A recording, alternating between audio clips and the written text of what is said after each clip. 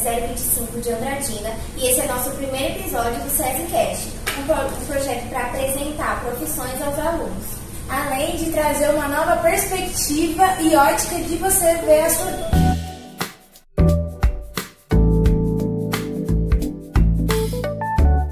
Meu nome é Maria Luísa e eu estou no nono ano. Meu nome é Manuela e eu estou no primeiro ano lá. Eu sou a Maria Eduarda, estou no terceiro ano do ensino médio. E essa é a nossa convidada, Flávia Aguilar, que é jornalista e diretora do jornal Hoje Mais Andradina e da revista Fala.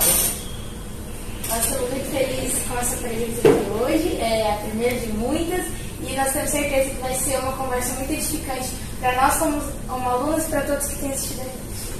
Bom, primeiramente eu gostaria de agradecer a todos vocês pelo convite. Uma honra de ser a primeira, uma responsabilidade. E estou aqui para a gente poder falar sobre essa profissão, que é o jornalismo, da qual eu faço parte há 27 anos, quando eu peguei meu diploma, saí da faculdade e fui encarar o mundo. Bom, para começar, a gente quer saber por que você escolheu essa profissão. Antes da gente iniciar aqui, a gente estava falando sobre profissões, né? Eu perguntei para cada um, que a equipe é grande, tá, gente? Aqui só estamos nós 4. Ninguém sabe o que está atrás dos bastidores, né? Todo mundo acha que é fácil. E assim, quando eu tinha a idade de vocês, eu sempre escrevi muito bem. Sempre tive uma redação muito boa. Sempre li muito. E o sonho do meu pai era ser jornalista e ele virou advogado. Então, eu praticamente peguei o sonho dele e falei, vou fazer jornalismo. Eu entrei na faculdade com 17 anos. Eu saí da faculdade com 21 anos. Não tinha nem um pouco do know-how, do conhecimento que os adolescentes de hoje têm. Quando eu entrei na faculdade, para vocês terem noção, a Folha de São Paulo tinha acabado de comprar um programa de computador que chamava PageMaker para poder fazer o jornal sem tipografia.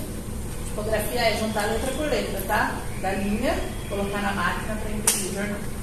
Então, assim, foi uma mudança muito rápida, muito com a vinda da internet, mudou muito a nossa profissão. E eu antes, a gente estava no jornal e ia sair de uma matéria. Teve um acidente, vamos sair. Saía eu, repórter, saía o fotógrafo e saía o motorista. Chegava lá, a câmera era de filme. Existia digital.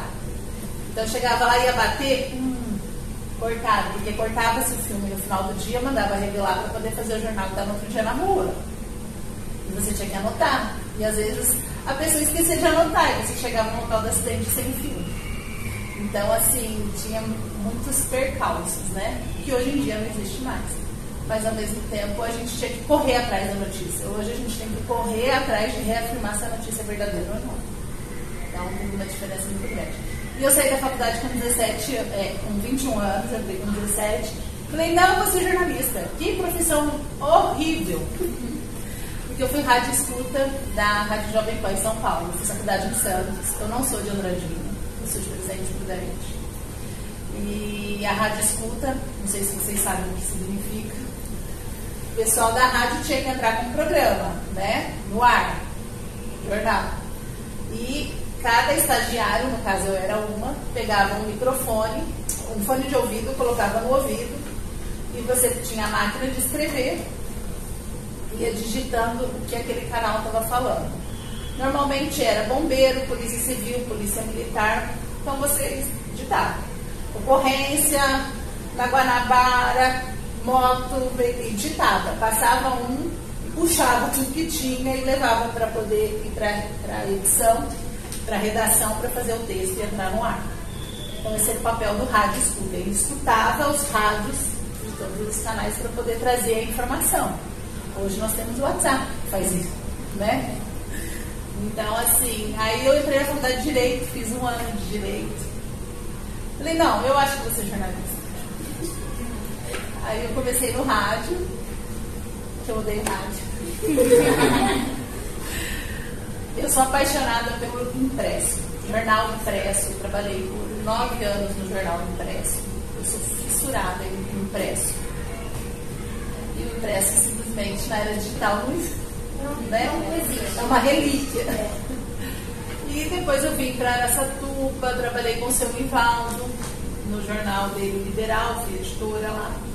Depois eu vim para Andradina, que eu casei, e vim para Andradina e trabalhava com as pessoas. E o jornalista só tem duas formas de você ser rico. Ou você vira o dono, ou você vai enfrentar a correspondência internacional, os jornais, porque é igual eu falo. Quantos jornalistas nos formaram até o Cid Gomes desocupar a cadeira do Jornal Nacional? Muitas. Então, os tops ganham bem, né? E aí eu criei. Na verdade, inicialmente, a Fala ela chamava O Interior Fala, que era para ser o Interior, um jornal semanal, e a Fala seria um encarte. Aí eu tive filho, foi deixando de lado, e assim surgiu a Fala. Um ano depois da Fala surgiu a franquia do Hoje Mais. Eu fui a primeira franqueada do site Hoje Mais em Andradina, e sou assessora de imprensa de algumas empresas na cidade, e assim eu fiz a minha carreira no jornalismo. Pode falar, se deixar eu vou entrevistar ela. Então, a gente vai entender um pouquinho por que você escolheu, que era um sonho do seu pai, e também um pouco da sua história, mas as suas inspirações, além do seu pai, quem mais você tinha de inspiração? Não, eu tinha assim, ó, eu estava até lembrando disso quando vocês me mandaram um pouquinho, né? O Pedro Bial, vocês devem conhecer ele pelo BBB, né? Sim. Mas assim, ele foi um mega correspondente internacional em 1980. Ele cobriu a queda do mundo de Berlim. A gente viu o mundo caindo através da boca dele, entendeu? Então isso contagia, isso é mágico, sabe? Eu tenho a Sandra Leyenberg, ela apresentava o jornal Hoje. Eu achava a elegância dela falar maravilhosa, mesmo eu não gostando de televisão, de jornal e de rádio. Eu gosto do emprego, que eu não apareço. Eu gosto de mostrar aos outros. Então, assim, você poder saber o que acontece e fazer com que aquilo seja levado às pessoas é muito gratificante. O bom jornalista é aquele que escreve para o juiz e para a avó dele. São níveis culturais diferentes e ambos têm que entender. Então, quando fala, mas você não usa palavras difíceis, é porque eu estou escrevendo para todo mundo. Eu não estou escrevendo um termo para só metade da população que tem esse mundo. Então, a gente tem que ter isso em mente. Dizem que o jornalismo é uma profissão que vai desaparecer como tantas outras. Eu não creio que vá desaparecer, porque o ser humano é movido por comunicação, né? Ela vai mudar, como já está mudando, como o impresso era antigamente o Estado de São Paulo e a Folha de São Paulo. As pessoas ficavam ali na banca esperando chegar para poder saber o que acontecia. Esperava o Jornal Nacional para saber o que tinha acontecido no mundo ou no Brasil. Hoje não. Aconteceu, você já recebeu no seu WhatsApp. Se tiver um grupo bom, então menina, etc. Então, assim, é muito lindo você poder fazer isso, entendeu? Você informar as pessoas e mostrar para elas que como que acontece mostrar os seus direitos, os seus deveres de uma matéria. Uma matéria. Você muda vidas. A senhora falou sobre a responsabilidade, né? Porque eu imagino que é uma grande responsabilidade você estar ali sendo um canal de informações para outras pessoas. E acho que é uma das coisas que nós temos mais curiosidade de saber. Como você, Flávia, se sente sendo esse canal, trazendo essas informações para as pessoas? Olha, eu falo muito assim, que eu dou notícia, eu não sou notícia. Eu tenho muito isso. Eu não sou como... Quando meu filho descobriu que eu era dona de um site, ele falou, nossa mãe, um site que todo mundo faleceu. Eu falei, Ele falou, mãe, eu falei, e mudou o quê? Entendeu? É a minha profissão, é a minha empresa, ela é uma empresa. O que acontece? O que o jornalista tem é muito difícil. Nós somos muito pré-julgados. Porque nem sempre a matéria fala bem. Nem sempre a matéria é aquilo que você quer ouvir. Né? Mas o que eu procuro ter é a minha ética, a minha credibilidade. Eu falo que o meu diploma não peguei no lixo. Então não é lá que eu vou jogar. Então eu tenho a minha ética. Eu não trago nada ofensivo, eu não critico as pessoas. Eu critico sim, partes.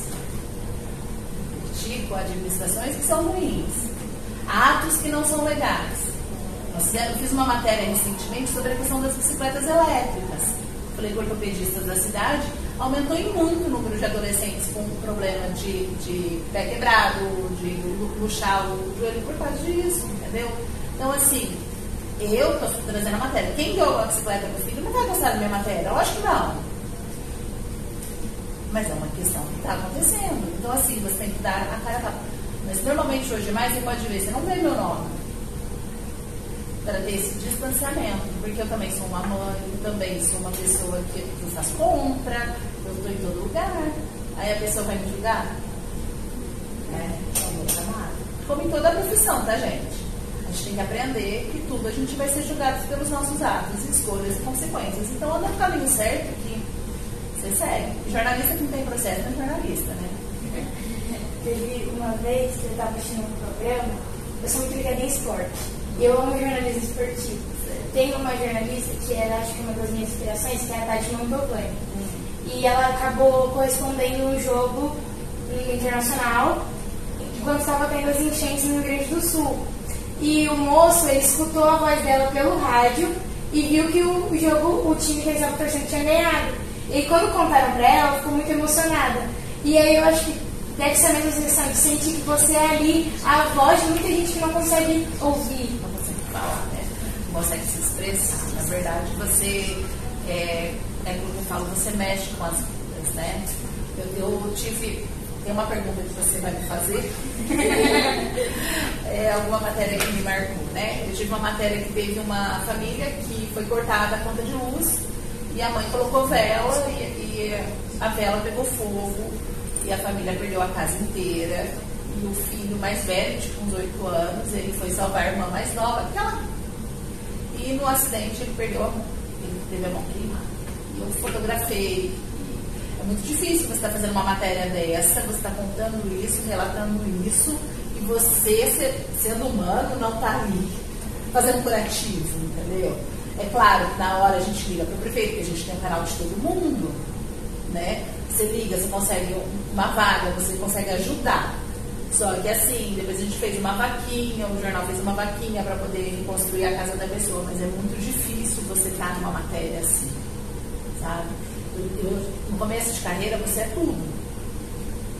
Eu era repórter policial. Então, assim, o que tinha de corpo de adolescente tirado do Rio Sapucaí, toda vez vai a Flávia com os bombeiros lá. Eles amarram o pé da pessoa que morreu e vai puxando, filho, aquele inchado. E você vê ali, você tira foto. Né? Então, assim, você acaba, não tem como você não se envolver, mas você acaba criando uma barreira. Então tem o profissional e tem a pessoa. Eu como pessoa sou de um jeito, eu como profissional sou de outro, tenho que me portar de outro jeito.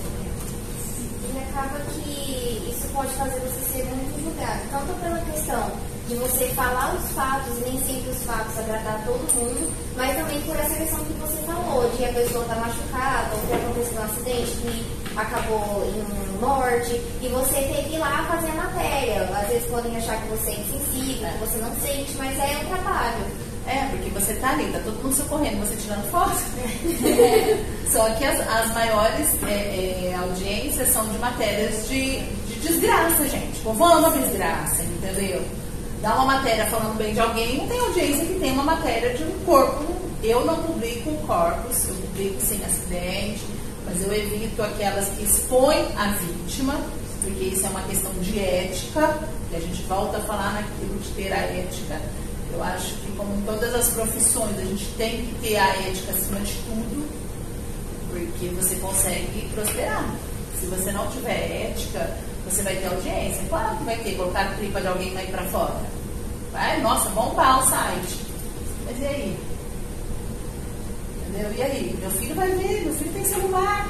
Minha filha tem celular. Vai falar, nossa, minha mãe fez isso. E eu me coloco muito assim, e se fosse um parente meu? Eu ia gostar? Noticiar o acidente, ok. Noticiar que houve, ok. Mas expor as pessoas é muito delicado, né? Então a gente tem que ter a maneira muito tempo. Igual eu falo, quando a gente critica um cargo público, porque aquele governador fez... Não é a pessoa, é o cargo, é a pessoa que está ocupando o cargo. Mas o homem em si, ele pode ser super decente, está na casa dele, mas o cargo, ele não está tomando atitudes legais. As pessoas têm que entender isso. Outro dia até uma pessoa de verdade falou, nossa, você está falando mal do prefeito. Eu não falo mal dele. A administração dele é diferente. Também falo bem. Na verdade, eu não falei mal nem bem, eu falo o que está acontecendo. Não sabe, né? E assim. Silêncio, né? É horrível entrevista. Silêncio. Próxima pergunta. Você falou bastante sobre esse negócio de ética, sobre às vezes ter que evitar mostrar, até falar algumas coisas. E eu queria te perguntar, o que você acha que uma pessoa que está começando no jornalismo precisa ter como base de tudo isso? Primeiro, português. Saber se expressar. Eu falo que hoje o mais difícil é se expressar, porque você tem que fazer com que as pessoas compreendam, e é muito difícil isso. Mas quem começa no jornalismo hoje, eu falo, leia bastante, procure estar informado, você tem que saber de tudo. O jornalista é aquela profissão que conhece tudo e não é especialista em nada. Você entrevista todas as profissões, você entrevista todo mundo, mas você não estudou sobre nada daquilo. Entendeu? Então você... Tem uma amiga minha que ela briga, ela fala, eu vou ligar pra você que você sabe o telefone de todo mundo da cidade. É que assim, eu via telefone, entendeu? Você tira tudo. Mas na verdade não é assim. Eu fico sabendo aquilo que as pessoas... É claro que eu tenho minhas fontes, lógico. Né? O jornalista tem fontes. Eu tenho grupos aqui, se você olhar no celular, eu tenho grupos e você fala, gente, participo de tudo que é grupo que tem na cidade, que daria uma informação, ué. É necessário, né? Lógico, entendeu? Ninguém sabe nem quem eu sou. Bom? Então, assim, é da mesma coisa que qualquer outra profissão. Quando você vai começar, o que você tem que fazer? Você tem que dedicar, você tem que procurar saber o que é a sua profissão, você tem que procurar. Hoje em dia vocês podem experimentar, sabe? Igual vocês estão fazendo um podcast, uma coisa que isso já coloca vocês dentro do nicho que vai ser para quem quer trabalhar com a mídia social, né? E hoje o jornalismo é muito confundido com marketing, né? Sim. Na minha época, ai, não é da época do dinossauro, né? Eu falo fácil. A gente fazia os 2 primeiros anos de comunicação social e depois a gente ia para ênfase em jornalismo e ênfase em publicidade e propaganda, né? Que era bem distinto. Hoje eu trabalho muito mais com marketing. Hoje eu escrevo uma matéria para falar de alguém, é comercial também, é marketing, né? Não é só aquela institucional. Então, você tem que se adequar. Hoje, o maior problema que eu acho de todos os profissionais é se adequar. É saber que aquilo que você aprendeu na faculdade, que você aprendeu a fazer nos primeiros anos, não necessariamente é o que você vai fazer no resto. Os professores tiveram que se adequar, entrando era digital, entrando uma Covid, dar aula por uma tela. Quando que um professor de sala de aula ia fazer isso? Não é? Sim, é necessário, né? Eu acho que a vida, principalmente a vida profissional, é como um ano, tem as estações. A mesma roupa que você usa no frio não vai ser no inverno, não vai ser a mesma que você usa no verão. Você tem que se aprender a perceber quando mudou. E buscar, está sempre em constante busca, né? Você nunca pode estagnar, falar, eu sou a boa, ó. Não, meu amigo, você não é ninguém, entendeu? Eu falo muito assim, ó, porque o seu site é o melhor. Não, ninguém é melhor que ninguém, meu site não é melhor que ninguém. O meu site tem acesso? Tem. Eu trouxe números para vocês. Eu te vi no Facebook. Gente, é verdade. No Facebook, no mês de fevereiro, o site hoje mais tem 939,8 mil acessos, isso é orgânico. Nossa! No meu Instagram teve 391 no mês de fevereiro. E dentro do site, no mês de fevereiro, nós tivemos 2 milhões e 90 mil acesso. Então, quando eu falo isso, as pessoas podem falar assim, nossa, mas você é um monstro. Eu não sou. O portal Hoje Mais da qual eu represento é. Então, o meu cuidado, o o meu zelo em trazer as informações tem que ser quadruplicadas. Porque um errinho meu está muito caro, né? Só um comentário que eu queria fazer. Você falou que hoje o jornalismo, as pessoas não distinguem ele muito de marketing, publicidade, propaganda, e é muito visível, porque com o avanço da tecnologia, meio que ficou semelhante. E, por exemplo, eu tenho de foco principal a faculdade de jornalismo, mas se eu não conseguir, minha segunda opção é publicidade e propaganda. Mas quem começou com isso foi assim, as influencers. Na verdade, elas vão lá e fazem propaganda de uma loja, né? Chega uma hora que cansa você mostrar só o sapato. Aí você tem que falar um pouco da historinha da dona da loja, não tem? Sim. É jornalismo. Contar a história é jornalismo, né? Contar o fato, né? É jornalismo. É o jornalismo. E acho que uma das coisas que mais, por exemplo, para mim, é o fato da opinião. É distinguir quando o jornalista diz o fato, quando o jornalista diz opinião. Então, nós temos o jornalista repórter. O repórter traz fato. O que traz opinião, ele se chama articulista, colunista. Tanto que se você entrar no Hoje Mais, você vai ver que tem lá um blog escrito com a fala, por Flávia Pilar, sou eu. Ali eu dou a minha opinião sobre assuntos. Isso é uma coisa. Eu estou opinando sobre aquilo que está acontecendo. Quando eu estou dando uma matéria, estou dando uma notícia, eu estou simplesmente levando o fato ao conhecimento público. Ah, como que é isso? O SESI fez um podcast, eu vou aqui e vou fazer uma matéria falando do SESI Cast, de vocês, as meninas do nono até o terceiro colegial estão apresentando um projeto extracurricular e texto que aconteceu. Isso é uma matéria informativa. Aí eu vou fazer uma matéria da minha opinião. Participei do podcast das meninas e eu vi que elas estão preparadas, o ambiente foi harmonioso, o papo rolou. Isso é opinião. É a minha impressão sobre o fato que vocês fizeram. Então são as duas formas de você escrever. Tá? A gente não pode confundir. Quando eu estou dando uma matéria, eu não estou dando a minha opinião. Quando eu estou escrevendo um artigo, eu estou dando a minha opinião. Você acha importante ter a matéria para falar um fato, mas também ter uma para falar a opinião? Então, a opinião, na verdade o jornalista ele é formador de opinião. Então acaba que todo mundo te busca para saber o que você pensa, o que você acha que é aquilo que eu falei. Você conversa com todos os profissionais, então você acaba vendo todos os ângulos do mesmo fato, do mesmo problema, né? Então, hoje eu trouxe uma matéria. Ontem foi preso um cara aqui na Secretaria de Saúde, a antiga Secretaria de Saúde, estava furtando cobre. E ele foi preso. Beleza, a matéria é essa, não é? Puxaram a capivara dele, já tem 79 processos, né? 76 processos. Aí eu trouxe uma matéria falando, ele foi preso, 79 processos de furto, o cara foi preso de novo. Aí eu trouxe na linha fina, nossa, cadê o nosso sistema judiciário? É verdade. Porque a primeira coisa que todo mundo pergunta quando fala-se isso, o cara já passou 76 vezes pela delegacia, tá solto, tem alguma coisa errada no sistema. Mas não sou eu que vou resolver. Não é você. Não é o jornalista. Mas a gente vai levantar a questão. Porque se ninguém falar, ninguém vai saber. Ninguém vai saber o que está acontecendo. Não vai resolver o problema. Não vai ter nem o início de tentar resolver, né? Porque resolver também é difícil. Tem uma fala que a minha mãe me fala muito, que é como ouvir se não há quem fale. Como que as pessoas vão... Ontem, numa aula de sociologia, nós tivemos um debate e a gente bateu muito na tecla sobre direitos e deveres, políticas públicas. E a gente falou sobre como uma pessoa vai saber que aquilo é direito dela, que aquilo é dever dela se ninguém mostrar. Como que vai acender a vontade de mudar se ninguém fazer essa vontade de colocar a fagulha? Só que quando você passa a ser o que vai colocar a fagulha, você passa o quê? Está à mercê de ser julgado. No meu site, se você entrar lá, eu normalmente não apago o comentário das pessoas, porque eu acho que cada um tem a livre expressão. Me xingam, me criticam hoje mais.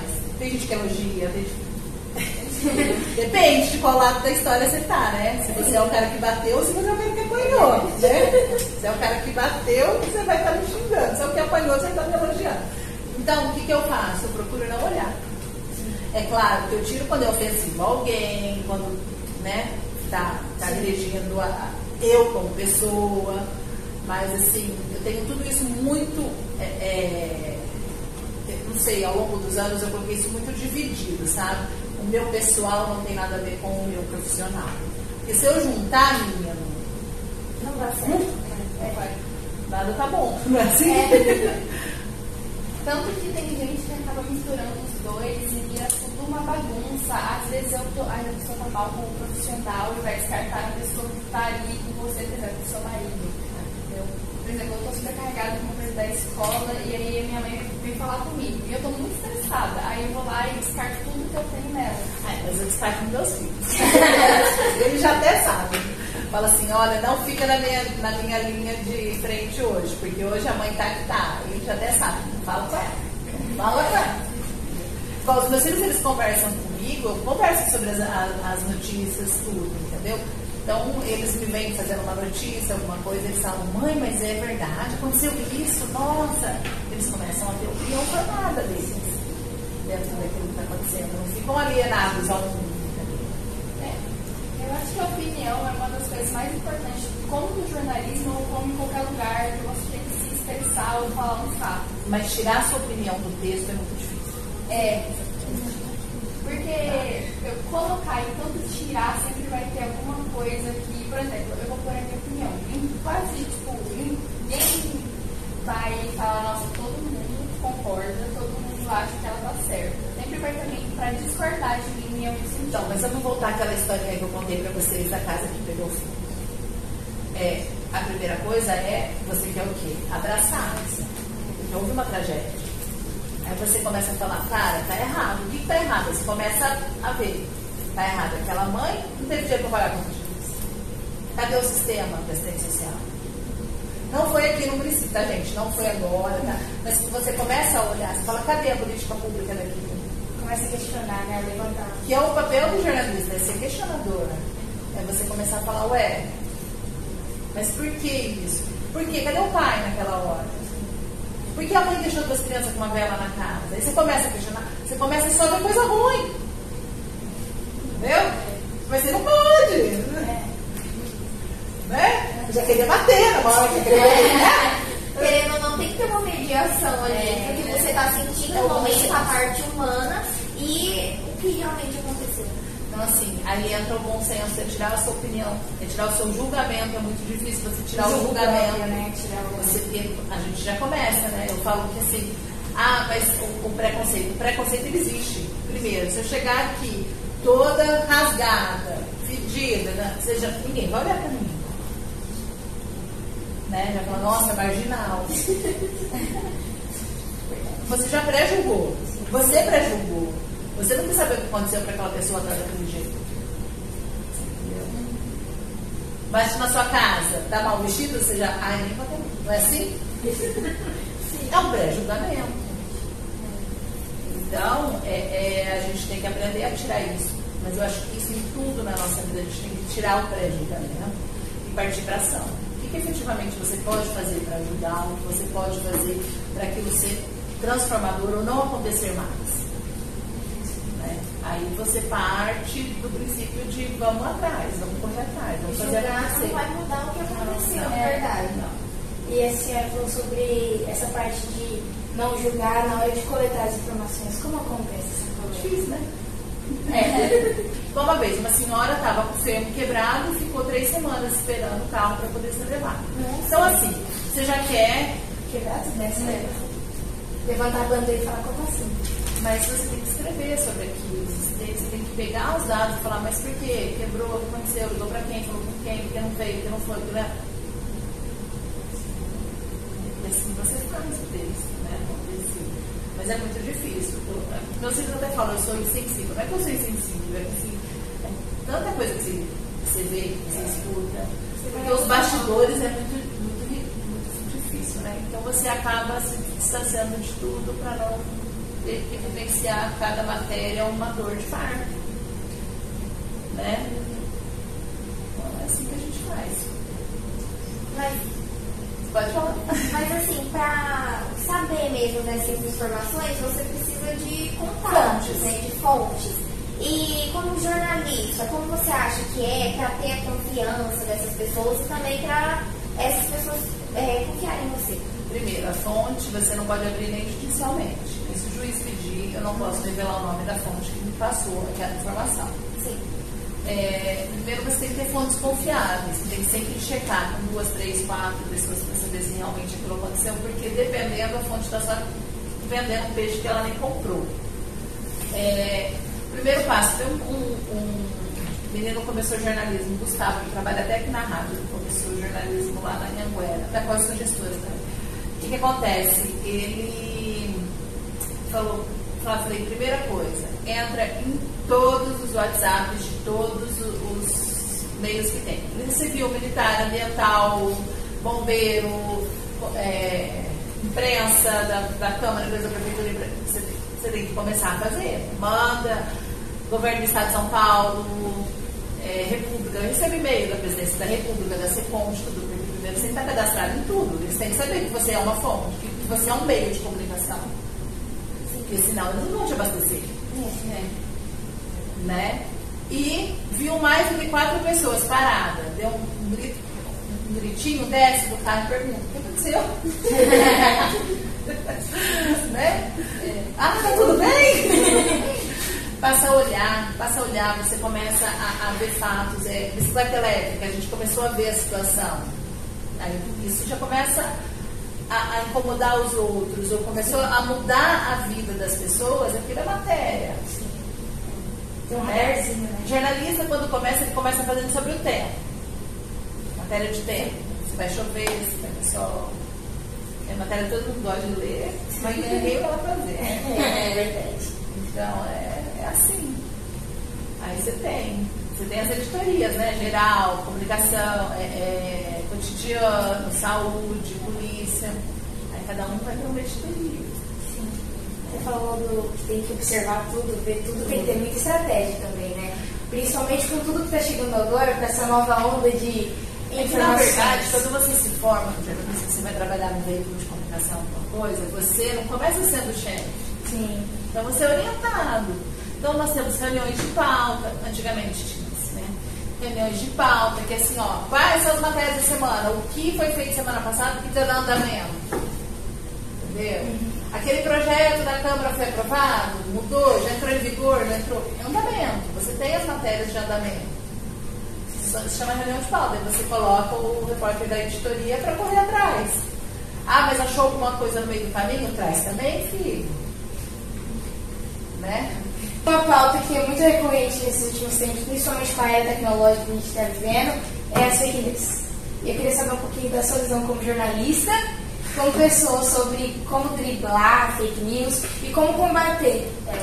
Primeira coisa, cheque.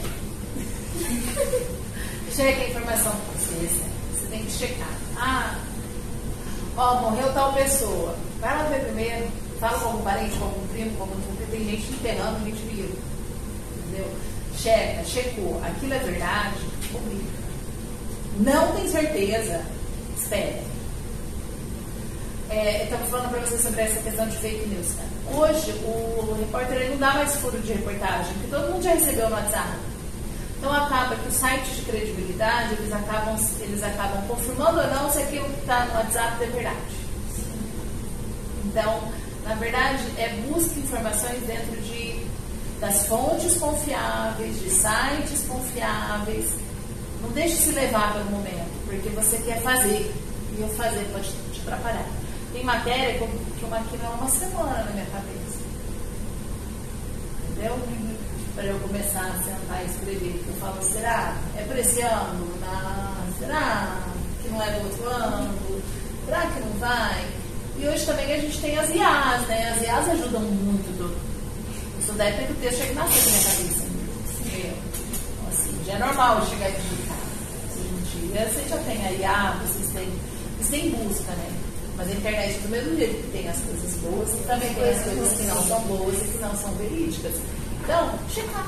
Você tem que checar. Acho que a parte de tudo é procurar essa fonte verdadeira. Quem disse, né? Aí nós voltamos àquilo que a gente iniciou. Ética. Se você tiver ética e compromisso em qualquer profissão que você vai, pode não ficar milionário, mas você vai trabalhar e vai conseguir fazer sua família. Né? E com a avanço da tecnologia, você acha que isso traz benefícios ou malefícios para a área que você trabalha? Houve mudanças. É aquilo que eu falei, a gente tinha antes câmera com filme, hoje as câmeras são digitais, hoje eu nem tenho mais câmera, eu trabalho com o meu celular. Hoje eu tenho uma IA que eu tiro uma foto, se eu coloco nela, fica... antes eu tinha que ir lá tratar. Então, assim, a tecnologia, ela veio para ficar, gente. O que adianta você brigar com ela? Tem que saber? Se adequa. Então, fique antenado, estude, esteja sempre antenado com as coisas. As pessoas me criticam muitas vezes porque meus filhos têm celular, têm Xbox, tem nada. Eu tenho um menino de 9 e uma menina de 3. E eles têm. Só que é o seguinte, só pode pegar depois que fizer obrigação. Comida para cachorro, limpar cocô de cachorro, fazer tarefa, arrumar seu guarda-roupa. Aí você pode pegar, meu amor. Eles incomodam. Resumo da obra, eles pegam o celular às 6 e desligam às 7 da noite. Também não adianta a gente ir contra a tecnologia, né? É só adequar. Não dá, porque essa geração, se ela não tiver a tecnologia na ponta do dedo, ela vai fazer o quê? Porque você nem o terreno vai precisar capinar, porque tem uma máquina que faz, tem que saber ligar a máquina. Tudo hoje se move nisso, né?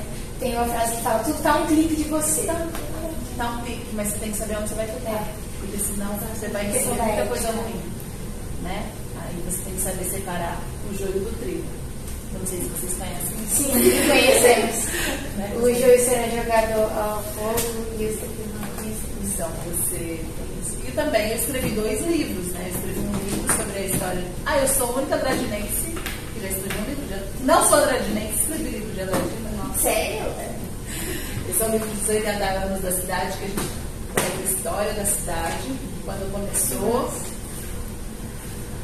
Eu tenho um livro que é do Legislativo, que eu peguei todas as leis, tudo que foi importante para o município, e coloquei a Andradina sob a ótica do Legislativo, que eu vendi para a Câmara. E agora eu estou escrevendo um livro de uma escola que faz 40 anos na cidade. Gosto de escrever. A gente fala também, não faz nada, gente. É legal entrevistar vocês, né? É importante gostar de escrever, de falar também, quando for necessário. Mas a gente só escreve, só fala se a gente sabe as palavras. Exatamente. Ainda mais no mundo de hoje, que você tem que ter a certeza de que todo mundo vai te entender, né? E vai alcançar todas as classes. Então. É porque hoje em dia a gente também tem muito, a gente falou muito sobre tecnologia. E a gente só faz 50 anos que existe tanta tecnologia assim. Então, menos, eu vou fazer 50 daqui a 2 anos. A gente ainda está no começo. No começo de uma regra. Na verdade, o boom foi muito rápido. Foi, explodiu assim. É muito rápido. Quando eu falo para os meus filhos que eu não tinha celular, não existia celular. Entra em choque. Eles acham um absurdo. Você entendeu? Mas por quê? Porque quando começou a surgir o celular, tem um bibliotecário aqui que é um pouquinho mais velho que vocês, foi assim, de um ano para o outro, internet, gente, o pessoal tinha linha telefônica e alugava, era fonte de renda, linha telefônica fixa. Hoje quem tem o telefone fixo? Ninguém. Extinguiu assim. Extinguiu. É uma mudança muito rápida. Então eu falo que a minha geração é uma geração que pegou essa mudança. Quem não soube se adequar e evoluir com a mudança ficou para trás. Quem soube pegar esse filão está ainda na ativa. E vocês já vão ser a profissão, a geração que já está com a mudança. Vocês já vão vir sabendo. Vocês não vão ter aula de foto, de revelação fotográfica igual eu tive na faculdade. Ele já nasce sabendo, né? Praticamente. Porque hoje uma máquina imprime fotografia. Só apertar o botão e já tá aí. Eu tinha que fazer, passar no produto, passar no outro, na sala vermelha, colocar. Era da faculdade, né? Então, assim, é diferente. Então, tudo mudou. A grade muda. Uma frase que eu sempre ouvi muito os meus avós falando, desde que eu era pequena, é que hoje em dia as crianças nascem sabendo. Por exemplo, eu tenho uma prima que ela tem 7 anos. Ela sabe fazer qualquer coisa no celular. Qualquer coisa mesmo. E os meus avós eles começaram com o celular faz uns 3 anos. E sempre que eles precisam de alguma coisa, quando ela tá lá, ela ajuda. E eles falam, nossa, tem 7 anos, eu vou fazer tudo É isso. muito difícil para a pessoa mais velha que nunca usou tecnologia usar quando é mais velha. Aí, minha filha me ensinou a editar vídeo no CapCut, tá? Ó. Então, o que acontece? O que eu falo? Ah, mas mudou, as crianças nascem sabendo. Claro, gente, a gente quando nasceu ficava enfaixada uma semana. Enfaixada, com uma moeda no umbigo. Meu Deus, pra cair, né? Ninguém podia nem chegar perto da criatura. Que estímulo a gente tinha? Nenhum. Você entendeu? Hoje Mas a criança nasce sabendo, mudou. Hoje a criança ela já sai do hospital pra dentro da mãe, já mama, dali ela já vai. Vai o contato na mão, ter o contato com todos os visuais. Gente, pesquisa isso, a gente ficava enfaixado lá, não lá. A perna da criança pegava uma tora assim, ó. Era do peito até, não é? Só tinha o olho pra mim. Como que você quer que uma criança dessa tenha uma evolução? É muito mais difícil do que a de hoje. Então, tudo mudou. Tudo mudou. Então, não é que hoje, é que, gente, são outros estímulos, né? Estava falando até para uma amiga minha, eu falei, nossa, mas tem muito caso de idoso, que ultimamente a gente trouxe muita matéria de idoso que foi encontrado morto em casa sozinho. Mas, gente, antigamente com 60 anos já morria. Você entendeu? Uma mulher de 50 anos já estava assim, ó, na cadeira de balanço fazendo crochê. Hoje em dia não, mulher Eu fui mãe com 40 anos. Vai na balada. Sabe? Então, assim, mudou. Aí não tem como você querer comparar gerações. Não tem comparação. Entendeu? É claro que vai ter muito mais criança com miopia, como sei o que, por causa das telas, né? Vai ter. Como teve muito adulto com paralisia infantil. Hoje não tem. Então, não adianta você querer fazer comparativos.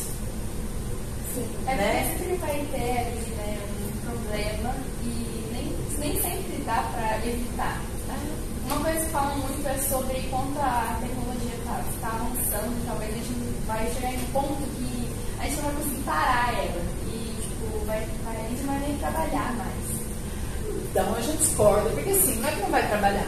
Toda tecnologia precisa do homem, gente. Ela precisa. Não existe. A Alexa, para ela fazer alguma coisa, tem que falar. Não tem? Sim. Então, ó, falando.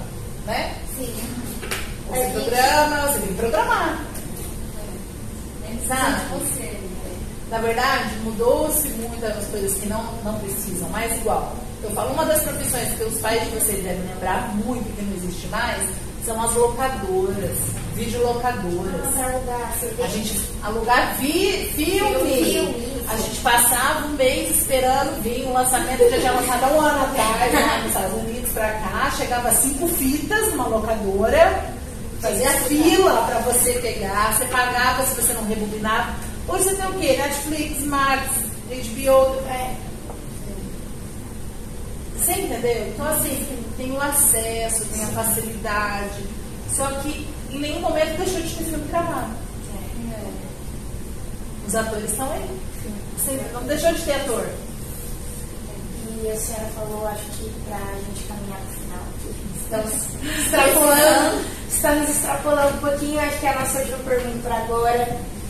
Quais os conselhos? Porque nós somos a geração da tecnologia, a geração que está vindo aí para tentar fazer alguma coisa para se adequar. Quais os conselhos que você dá para a nossa geração, para os que querem seguir na carreira de jornalismo? Não siga. Existe agora. Mentira. Se comprometa em sempre ser justo. Se comprometa com isso. Se comprometa em sempre trazer a verdade, mesmo que você não queira divulgar aquilo. Mas assim, saiba que quem está lá é alguém que precisa, é alguém que vai ouvir, você vai mudar a vida de alguém. Então seja justo. Você pode condenar a pessoa também. Então, saiba por quê, né? Não pode que ela não merece ser condenada. Se ela merecer, condena, filho. Se ela não merecer, não condena.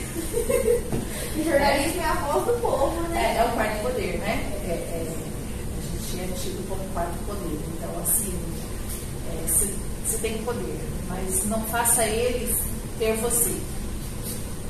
Né? Eu acho que essa frase dá mais. Pronto. Vai ser o slogan do O nosso nosso podcast. podcast. Eu acho que é isso. Eu acho que é isso. Muito obrigada, Flávia. Foi Foi muito uma honra. bom ter você aqui com a gente. Muito edificante. Realmente, Eu que agradeço. eu fico muito feliz mesmo de ter alguém assim da área que eu quero seguir, uma pessoa bem conhecida. Pra me motivar, eu me sinto Ainda mais pra ser o motivada. primeiro, né? É, logo o primeiro. Primeiro, nós gostamos muito da conversa. Pessoal, estamos chegando ao fim. Obrigada por você que acompanhou. A gente espera que tenha sido uma conversa muito edificante para você, que tenha despertado alguma vontade aí de talvez seguir na carreira ou de ser uma voz. Então é isso. Nosso muito obrigada.